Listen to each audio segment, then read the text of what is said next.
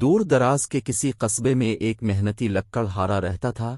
وہ دن بھر قریبی جنگل میں لکڑیاں کاٹتا اور شام ہوتے ہی وہ لکڑیاں قصبے کے بازار میں بیچ آتا۔ ان لکڑیوں کے بدلے اسے جتنے پیسے ملتے وہ بہت زیادہ تو نہ ہوتے تھے، مگر سادہ مزاج لکڑہارے اور اس کی بیوی کی گزر بسر کے لیے کافی تھے۔ لکڑہارے کے ہاں کوئی اولاد نہیں تھی۔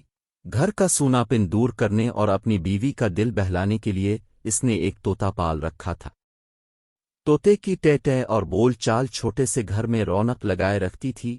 اس طوطے کی ایک خاص بات یہ تھی کہ اس کے پروں میں دو چمکتے ہوئے سنہرے پر بھی تھے۔ ان پروں کی چمک اتنی تھی کہ وہ سونے کے معلوم ہوتے تھے۔ سارے قصبے میں لکڑہارے کے اس طوطے کی دھوم تھی۔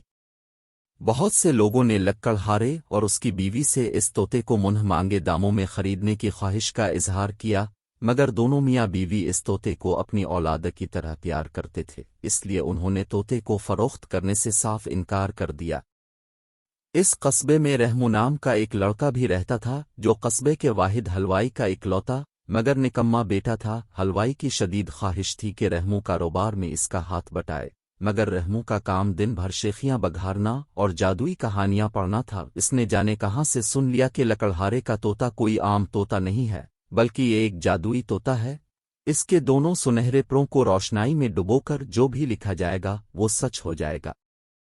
وہ لکڑہارے اور اس کی بیوی کے پیچھے پڑ گیا کہ وہ کسی نہ کسی طرح طوطا اس کے ہاتھ فروخت کر دیں، مگر دونوں نے ہمیشہ کی طرح اس بار بھی صاف انکار کر دیا۔ ان کے اس حد درجہ انکار نے رحمو کا شک یقین میں بدل دیا کہ ہونا ہو یہ طوطا جادوئی طوطا ہے۔ رحمو طوطا حاصل کرنے کے لیے دن بھر مختلف منصوبے بناتا رہتا تھا۔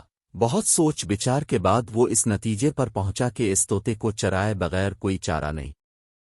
لکڑہارے کے گھر کی دیوار زیادہ اونچی نہیں تھی۔ رحمو کے خیال میں رات کے اندھیرے میں وہ آسانی سے اس دیوار کو پھلانگ کر طوطے کا پنجرہ الفاٹے کے لا سکتا تھا۔ ایک رات جب سب گہری نیند سو رہے تھے، رحمو اپنے گھر سے نکلا۔ وہ احتیاط سے چلتا ہوا لکڑہارے کے گھر جا پہنچا۔ آگے پیچھے نظر دوڑا کر وہ دیوار پر چڑھ گیا، مگر جب دوسری طرف آ ترنا چاہا تو ایک دم اس کا پاؤں پھسلا اور زوردار آواز کے ساتھ صحن میں جا گرا۔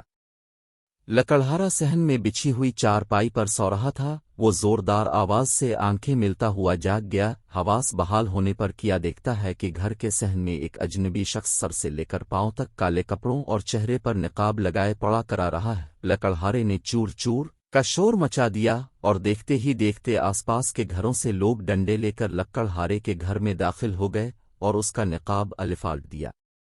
رحمو کا چہرہ سب کے سامنے آ گیا۔ لوگوں پر حیرت کا پہاڑ ٹوٹ پڑا۔ رحمو کے ابا سب کی نظر میں ایک شریف انسان تھے، کوئی سوچ بھی نہیں سکتا تھا کہ ان کا بیٹا اس طرح چوری کرتے ہوئے پکڑا جائے گا۔ رحمو کا بھی شرم اور درد سے حال بارا تھا۔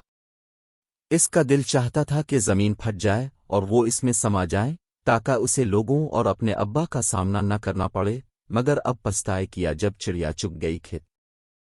اس کے والد کو گھر سے بلوایا گیا۔ وہ آئے اور غصے میں لگے اس کو مارنے پیٹنے۔ بڑی مشکل سے قصبے والوں نے رحمو کو بچایا۔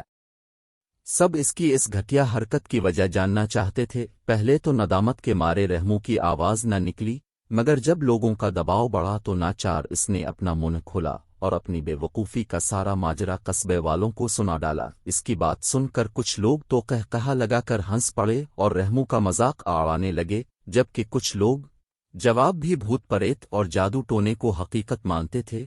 وہ اس بات کو آزمانے کا مشورہ دینے لگے۔ لکڑہارا اور اس کی بیوی اس بات کے سختی سے مخالف تھے، کیونکہ اس سے ان کے طوطے کو تکلیف پہنچتی، مگر جب سب کا اصرار بہت بڑھا تو انہیں بھی اجازت دینا پڑی۔ طوطے کی ٹے ٹے کی پرواہ نہ کرتے ہوئے اس کے دونوں سنہرے پیروں کو کتر دیا گیا۔ روشنائی لا کر رحمت اللہ کو دی کہ وہ جس طرح چاہے اپنی اور مجمع میں موجود اپنے جیسے دوسرے لوگوں کی تسلی کر لے۔ اس نے ایک چھوٹا سا پرندہ بنایا اور انتظار کرنے لگا کہ کب اس کے بنائے ہوئے پرندے میں جان آئے، مگر کافی دیر بعد بھی اس تصویر میں کسی قسم کے زندگی کے آثار نظر نہ آئے تو رحمو کی پشیمانی اور بھی بڑھ گئی۔ وہ پھوٹ پھوٹ کر روتے ہوئے لکڑہارے کے قدموں میں گر پڑا اور معافی مانگنے لگا۔ لکڑہارے کے قدموں میں گر پڑا اور معافی مانگنے لگا۔ لکڑہارے نے اسے الفاٹے کر گلے سے لگا کر کہا کہ بیٹا، میری ایک بات ہمیشہ یاد رکھ۔ الف سل جادو انسان کے اندر ہوتا ہے اور وہ ہے محنت کا جادو۔ اپنے بازوہے کے زور پر حاصل کی گئی دولت چاہے جتنی بھی کم ہو، مگر اس میں برکت اور سکون دنیا کے کسی بھی خزانے سے زیادہ ہوتا ہے۔ لکڑہارے کی باتوں نے رحموں کی آنکھیں کھول دیں۔ وہ آگے بڑھ کر اپنے والد کے گلے لگ گیا اور ان سے معافی مانگ کر اس نے آئندہ ان کا دست و بازو بننے کا عہد کیا اور محنت سے روزی کمانے لگا اور محنت کو اپنی زندگی کا سب سے بڑا الفاصل بنا لیا۔